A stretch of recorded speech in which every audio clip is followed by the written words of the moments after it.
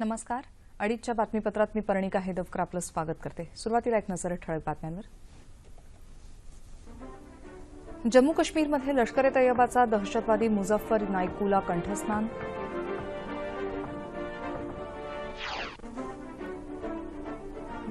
लष्कर तैयबाच्या बहादूर अली विरुद्ध राष्ट्रीय तपास संस्थेकडून आरोपपत्र दाखल. ओसामा बिन लादेनचा मुलगा हमजा बिन लादेन जागतिक दहशतवादी म्हणून अमेरिकेकडून घोषित. भाजपा राष्ट्रीय कार्यकारिणीची नवी दिल्लीत बैठक. 5 राज्यातल्या निवडणुकांसाठी रणनीती ठरण्याची शक्यता. कसदार अभिनयानं हिंदी चित्रपटसृष्टीत स्वतंत्र स्थान निर्माण करणारे अष्टपैलू अभिनेते ओम पुरी यांचं मुंबईत निधन. आणि इंग्लंड विरुद्धच्या एकदिवसीय आणि T20 क्रिकेट मालिकांसाठी भारतीय संघाची आज निवड.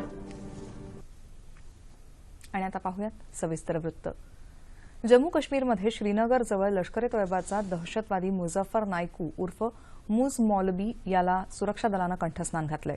या दहशतवादी गुलजारपुरा भागात वावरत असल्याची खबर मिळाल्यावरून सुरक्षा दलानं शोध मोहीम हाती घेतली होती, अशी माहिती पोलीस अधिकाऱ्यानं दिली.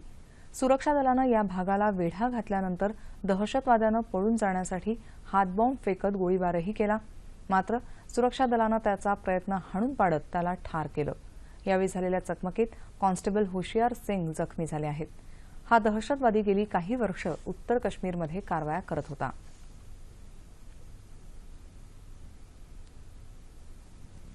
दिल्लीसह जम्मू काश्मीरातल्या पूंछ आणि उधमपूर सारख्या महत्वाच्या शहरांवरील हल्ल्यांसाठी कारस्थानं रचणाऱ्या बहादूर अली विरुद्ध NIA अर्थात राष्ट्रीय तपास संस्थेनं आज आरोपपत्र दाखल केलं. लष्कर तैयबाचे दहशतवादी पाकिस्तानकडून भारतात कसे पाठवले जातात याचा सबळ पुरावा मिळाल्याचा दावा NIAचे महानिरीक्षक आलोक कुमार मित्तल यांनी केला आहे. बहादूर अली विरुद्ध आरोपपत्र दाखल केल्यानंतर ते आज पत्रकारांशी बोलत होते. पाकमधल्या हस्तकांकडून GPS उपकरणं वापरून बहादूर अलीशी संपर्क साधला जात होता.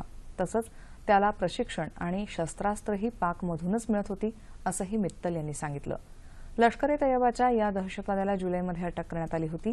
बुरहान वाणीच्या मृत्यूनंतर काश्मीर खोऱ्यात अशांतता माजवल्याचा तसंच दगडफेकीच्या कारवायांमध्ये सहभागी असल्याचा आरोप अली याच्यावर ठेवण्यात आलाय. लष्कर तैयबानं भारताविरुद्ध रचलेल्या मोठ्या कटकारस्थानाचा बहादूर अली हा एक सूत्रधार असल्याचंही NIAनं म्हटलं आहे. अल कायदाचा मृत म्होरक्या ओसामा बिन लादेन याचा मुलगा हमजा बिन लादेन याला अमेरिकेनं जागतिक दहशतवादी म्हणून घोषित केलं आहे. हमजा याला 1.5 वर्षांपूर्वी अल कायदाचा अधिकृत सदस्य म्हणून मान्यता मिळाली होती. वर्ष 2011 मध्ये ओसामा ठार झाल्यानंतर हमजा अल कायदाचा प्रचारक म्हणून सक्रिय झाला होता. दहशतवाद पसरवणाऱ्या आणि शांततेला आव्हान देणाऱ्या ज्या व्यक्तींना अमेरिकी परराष्ट्र खात्याकडून दहशतवादी म्हणून घोषित केलं जातं त्यांच्यावर अमेरिकेकडून बंदी घातली जाते.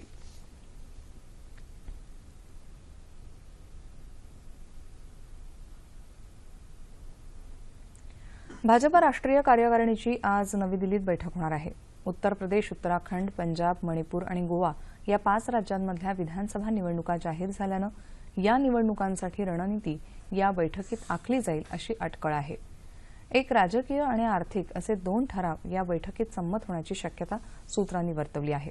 विमुद्रीकरणाच्या मुद्द्यावरही या बैठकीत चर्चा होण्याची दाट शक्यता आहे. पक्षाचे केंद्रीय मंत्री, भाजपा शासित राज्यांचे मुख्यमंत्री आणि नेते या 2 दिवसांच्या बैठकीत भाग घेतील. या बैठकीपूर्वी आज पक्षाच्या राष्ट्रीय पदाधिकाऱ्यांची बैठक नवी दिल्लीत सुरू झाली.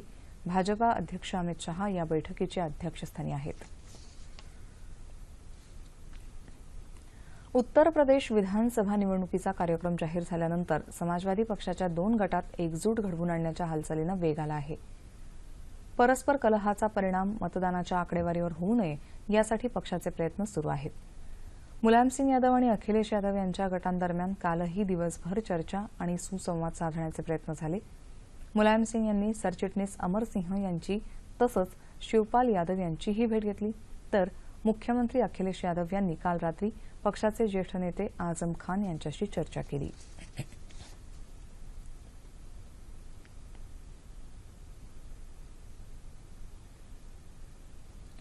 5 राज्यांमधल्या विधानसभा निवडणुका जाहीर झाल्यामुळे केंद्रीय अर्थसंकल्पाची तारीख पुढे ढकलावी अशी मागणी करणाऱ्या याचिकेवर तातडीनं सुनावणी घेण्याची विनंती सर्वोच्च न्यायालयानं नाकारली आहे।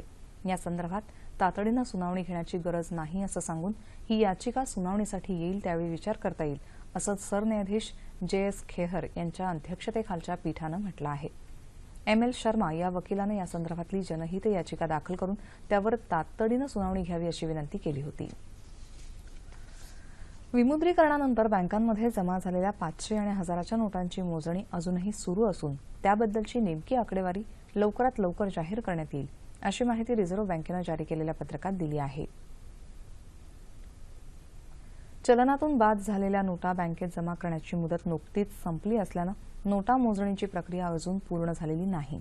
मात्र जुन्या नोटांपैकी 94 ते 97% नोटा परत आल्या असल्याचं वृत्त प्रसार माध्यमातून प्रसिद्ध होत असल्याच्या पार्श्वभूमीवर हे स्पष्टीकरण रिझर्व्ह बँकेनं दिलं आहे। मोजणी प्रक्रियेत तसंच लेखा नोंदणीमध्ये कोणतीही चूक होऊन चुकीची आकडेवारी प्रसिद्ध होऊ नये यासाठी पुरेशी काळजी घेतली जात असल्याचं RBIनं म्हटलं आहे।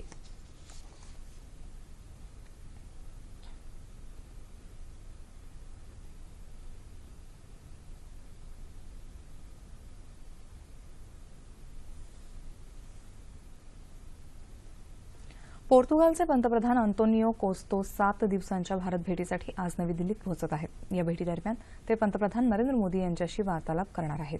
तसंच बंगळुरूमध्ये होणाऱ्या अनिवासी भारतीय संमेलनाचं अध्यक्षपद कोस्टा भूषवणार आहेत। या दौऱ्यादरम्यान गोव्यातील 200 वर्ष जुन्या पूर्वजांच्या वास्तूलाही ते भेट देतील।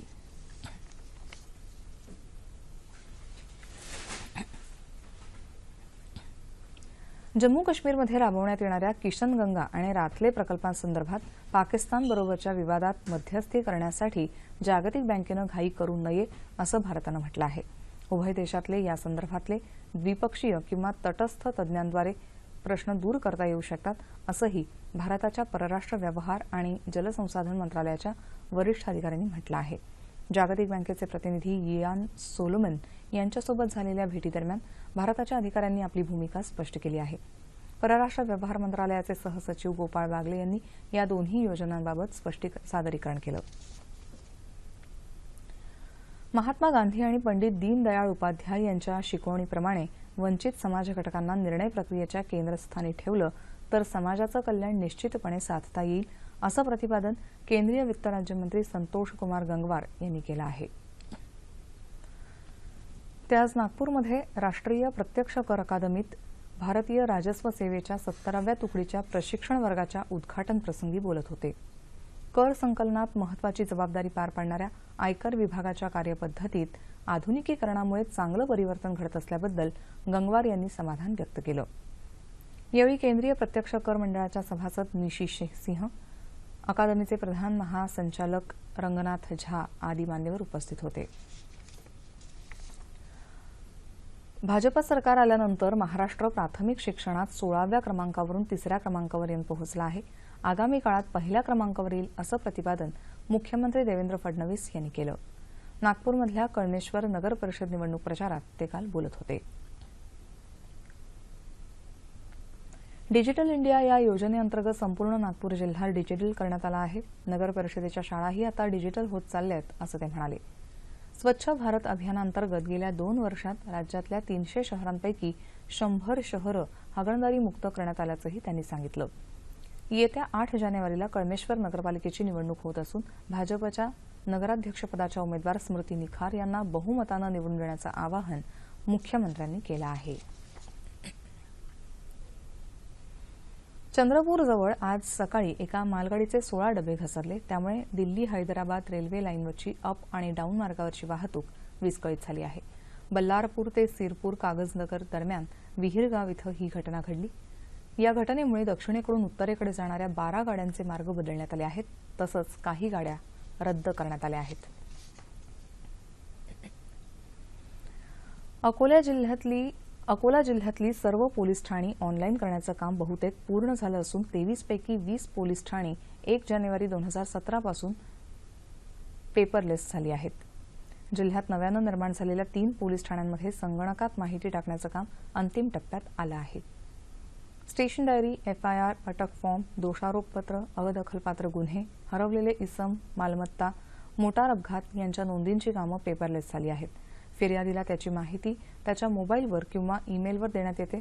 तसंच संगणकाद्वारे तक्रारदारांना FIR मिळतोय. क्राईम क्रिमिनल ट्रॅकर नॅशनल सिस्टमच्या माध्यमातून गृह विभागानं लिप्रो कंपनीच्या सहकार्यानं हा उपक्रम हाती घेतला आहे. याद्वारे राज्यभरात 1998 पासून 2013 पर्यंतचे सर्व FIR आणि तपासाची माहिती संगणकात टाकली जाते.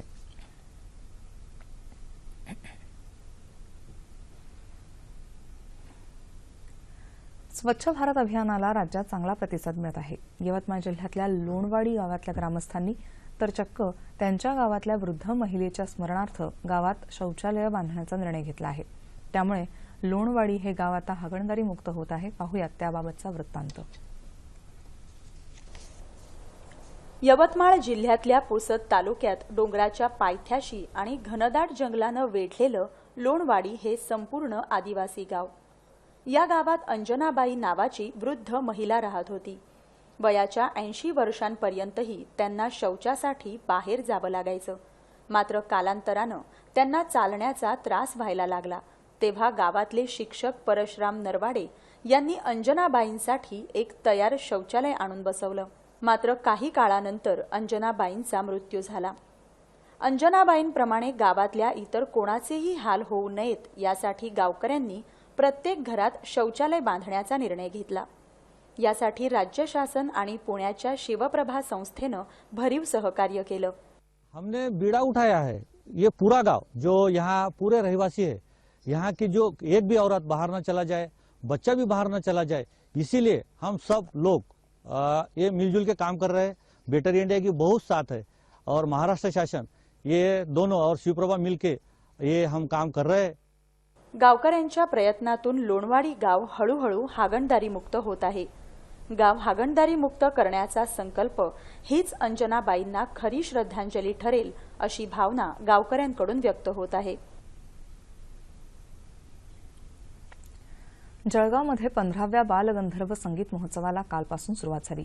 या महोत्सवात सूर, संगीत आणि कथ्थक नृत्याची जुगलबंदी पाहायला मिळणार आहे. 8 जानेवारीपर्यंत चालणाऱ्या या महोत्सवात देशभरातून दिग्गज कलावंत सहभागी झाले आहेत. यात प्रसिद्ध गायक उमाकांत रमाकांत, बासरीवादक भगिनी पंडिता सुचिस्मिता आचार्य, पंडिता देवप्रियो रणदिवे, शास्त्रीय गायिका पंडिता शोभा चौधरी, बनारस इथले कथ्थक नर्तक सौरभ आणि गौरव मिश्रा, प्रख्यात सतारवादक पंडित नरेंद्र मिश्रा यांचा समावेश आहे. गेली अनेक वर्ष वसंतराव चांदोरकर स्मृती प्रतिष्ठानच्या वतीनं या महोत्सवाचं आयोजन करण्यात येत आहे. यात दिग्गज असणाऱ्या कलावंतांच्या सहभागामुळे हा महोत्सव जळगावचा सांस्कृतिक मानदंड ठरला आहे.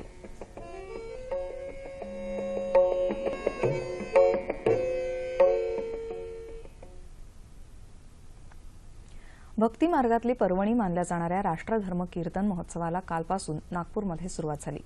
देवनाथ पीठाचे पीठाधीश आचार्य जितेंद्रनाथ महाराज आणि आमदार गिरीश व्यास यांच्या हस्ते या महोत्सवाचं उद्घाटन झालं.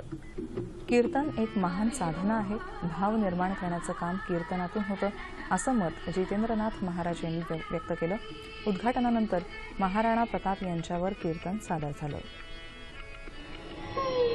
मनुष्यातूनच निर्मिती झालेली मनुष्य जास्तीत जास्त धर्माच्या आचरणानं वागला की देव पदापर्यंत जातो आणि जास्तीत जास्त अधर्मानं वागला उत्क्रांती कशी बघा. मनुष्याची उत्क्रांती आहे. अतिशय जास्तीत जास्त नैतिक मूल्यानं वागला, धर्माच्या आचरणानं वागला की तो देव होतो आणि जास्तीत जास्त पापाचरणानं वागला की तो राक्षस होतो. मी कसं वागावं, कसं राहावं, काय खावं, काय प्यावं, काय बोलावं, काय बोलू नये हे सगळं धर्माच्या आचरणात. तुम्हाला देवापर्यंत जायचंय ना तर मग तुम्ही धर्माच्या आचरणानं वागा. पहिला प्रश्न तुकाराम महाराजांनी उपदेश का केला. आम्ही वैकुंठीचे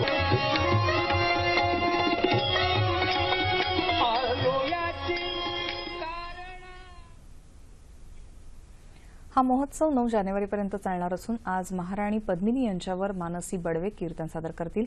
उद्या प्रतापगडचा रणसंग्राम, अफजल खानाचा वध या विषयावर तर 8 जानेवारीला संत तुकाराम महाराज यांच्यावर संदीप मांडके कीर्तन सादर करतील.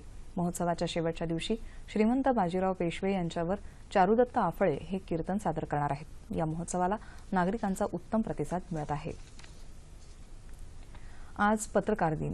दर्पणकार आचार्य बाळशास्त्री जांभेकर यांनी आजच्याच दिवशी 1832 साली दर्पण हे पहिलं मराठी साप्ताहिक सुरू केलं। त्यानंतर 6 जानेवारी हा दिवस पत्रकार दिन म्हणून साजरा करण्याचा निर्णय अखिल भारतीय मराठी पत्रकार परिषदेनं 1964 मध्ये घेतला। आजच्या पत्रकार दिनानिमित्त राज्यभरात विविध ठिकाणी व्याख्यानं, चर्चासत्र आणि विविध कार्यक्रमांचं आयोजन केलं जात आहे। पत्रकार दिनाचं औचित्य साधून सोलापूर श्रमिक पत्रकार संघाच्या वतीनं सोलापूर शहर आणि जिल्ह्यातल्या उल्लेखनीय कार्य करणाऱ्या पत्रकारांचा सत्कार करण्यात आला। पत्रकारितेत 50 वर्ष विशेष योगदान देणारे शांताराम संगा यांचा मान्यवरांच्या हस्ते विशेष सन्मान करण्यात आला। विविध संस्था आणि सरकारी पुरस्कार प्राप्त पत्रकारांनाही यावेळी गौरवण्यात आलं।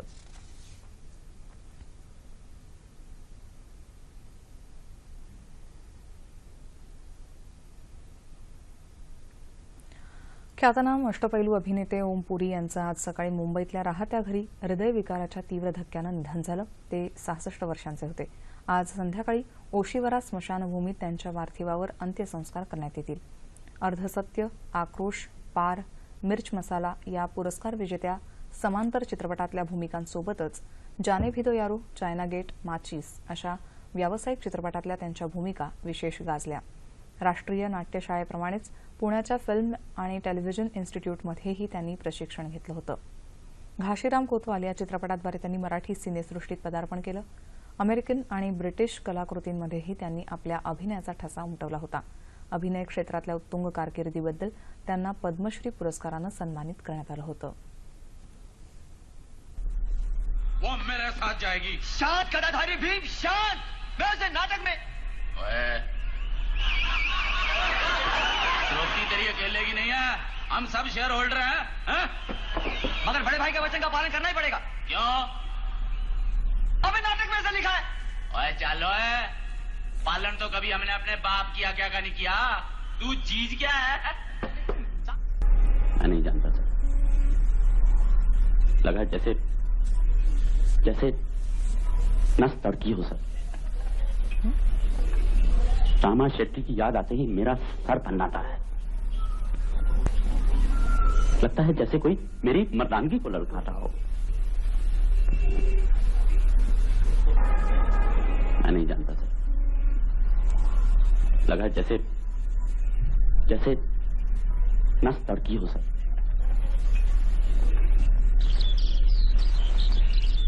60% लोग अभी भी गरीबी की लाइन के नीचे हैं, और वो सिर्फ गरीब ही नहीं, बदनसीब भी हैं। 40 साल से ऊपर हो गए आजादी मिले हुए, आधी सदी, हाफ अ सेंचुरी।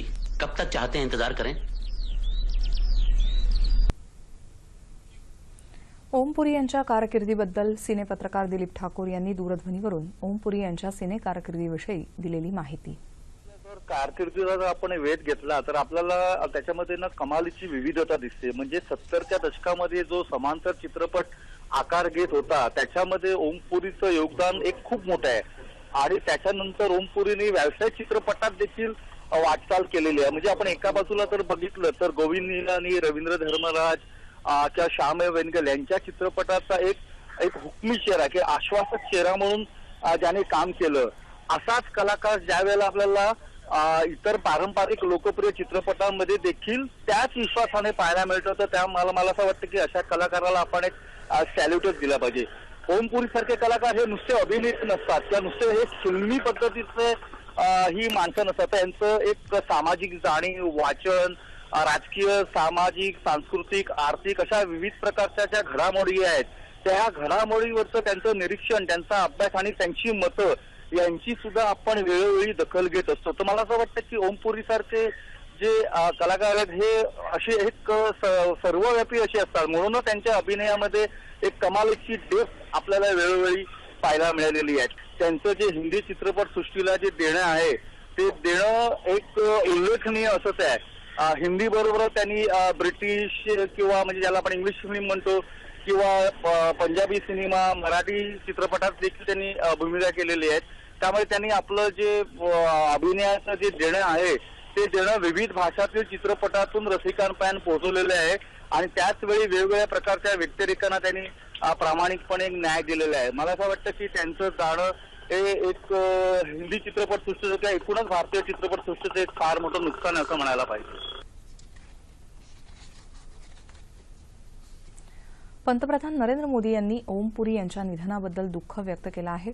नाट्य आणि चित्रसृष्टीतल्या त्यांच्या प्रदीर्घ कारकिर्दीचं स्मरण पंतप्रधानांनी केलं आहे. माहिती आणि प्रसारण मंत्री व्यंकय्या नायडू, केंद्रीय वित्तमंत्री अरुण जेटली यांनीही शोकभावना व्यक्त केल्या आहेत. राज्यपाल चे विद्यासागर राव यांनीही ओम पुरी यांच्या निधनाबद्दल तीव्र दुःख व्यक्त केलंय. प्रत्येक भूमिकेत प्राण ओतून व्यक्तिरेखा जिवंत करणाऱ्या खर्जातला आवाज लाभलेला ओम पुरी यांनी संस्मरणीय भूमिका केल्या. त्यांच्या निधनानं भारतीय चित्रपटसृष्टी रंगभूमीचं नुकसान झाल्याची प्रतिक्रिया राज्यपालांनी व्यक्त केली आहे. आपल्या अभिनयाचा ठसा उमटवणाऱ्या या दिग्गज कलाकारानं आंतरराष्ट्रीय स्तरावरही आपल्या अभिनयाची छाप सोडली होती. समांतर चित्रपटांपासून ते व्यावसायिक चित्रपटांमध्ये अभिनय करणाऱ्या मोजक्या कलाकारांमध्ये ओम पुरी यांचा समावेश होतो. त्यांचा अभिनय हा सिने आणि नाट्य क्षेत्रातल्या कलाकारांसाठी मार्गदर्शक ठरल्याचं राज्याचे सांस्कृतिक कार्यमंत्री विनोद तावडे यांनी शोकसंदेशात म्हटलं आहे. हिंदी चित्रपटसृष्टीतूनही ओम पुरी यांच्या निधनाबद्दल दुःख व्यक्त करण्यात येत आहे.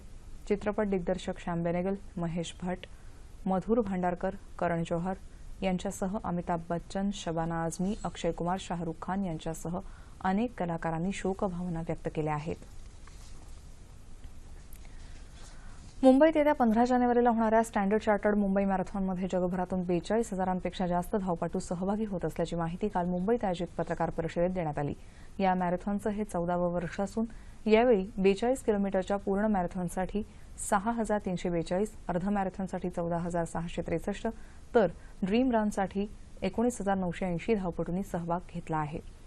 ही आशियातली सर्वात मोठी मॅरेथॉन स्पर्धा असून यावर्षी विजेत्यांना $3,84,000 अमेरिकी डॉलर्स इतक्या रकमेची बक्षिसं देण्यात येतील. या स्पर्धेद्वारे आरोग्यासह विविध क्षेत्रात काम करणाऱ्या सुमारे 200 सामाजिक संस्थांना मदत दिली जाणार असल्याची माहिती मॅरेथॉनचे प्रसिद्धी दूत जॉन अब्राहम यांनी दिली आहे. पंढरपूरमध्ये विश्वशांती गुरुकुलाच्या 4थ्या रोबोकॉन स्पर्धेचं उद्घाटन ज्येष्ठ समाजसेवक प्रकाश आमटे यांनी आज केलं. यावेळी विश्वशांती गुरुकुलचे डॉक्टर विश्वनाथ कराड, ज्येष्ठ समाजसेविका डॉक्टर मंदाकिनी आमटे आदी मान्यवर उपस्थित होते. यंत्रमानवाबद्दल विद्यार्थ्यांना लहानपणापासून माहिती मिळावी या उद्देशानं आयोजित होणाऱ्या या स्पर्धेत राज्यातील विविध भागांमधून अनेक स्पर्धकांनी भाग घेतला आहे. इंग्लंडविरुद्ध खेळल्या जाणाऱ्या एकदिवसीय आणि T20 क्रिकेट सामन्यांच्या मालिकांसाठी आज मुंबईत होणाऱ्या बैठकीत भारतीय संघाची निवड केली जाणार आहे. माजी यष्टीरक्षक MSK प्रसाद हे या संबंधीच्या 5 सदस्यीय निवड समितीचे अध्यक्ष आहेत. महेंद्रसिंग धोनीनं कर्णधार पद सोडण्याचा निर्णय घेतल्याच्या पार्श्वभूमीवर या बैठकीत आज भारतीय क्रिकेट संघाचा नवा कर्णधारही निवडण्यात येईल. कर्णधार पदासाठी विराट कोहलीचं नाव जवळपास निश्चित होण्याची शक्यता आहे.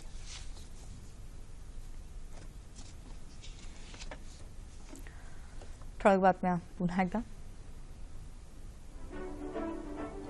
जम्मू काश्मीरमध्ये लष्कर ए तैयबाचा दहशतवादी मुझफ्फर नायटूला कंठस्नान. लष्कर ए तैयबाचा बहादूर अली विरुद्ध राष्ट्रीय तपास संस्थेकडून आरोपपत्र दाखल. ओसामा बिन लादेनचा मुलगा हमजा बिन लादेन जागतिक दहशतवादी म्हणून अमेरिकेकडून घोषित. भाजपा राष्ट्रीय कार्यकारिणीची नवी दिल्लीत बैठक, 5 राज्यातल्या निवडणुकांसाठी रणनीती ठरण्याची शक्यता. कसदार अभिनयानं हिंदी चित्रपटसृष्टीत स्वतंत्र स्थान निर्माण करणारे अष्टपैलू अभिनेते ओम पुरी यांचं मुंबईत निधन. आणि इंग्लंड विरुद्धच्या एकदिवसीय आणि T20 क्रिकेट मालिकांसाठी भारतीय संघाची आज निवड. याबरोबरच हे बातमीपत्र संपलं. पुन्हा भेटूया संध्याकाळी 5 वाजता सह्याद्री वाहिनीवर.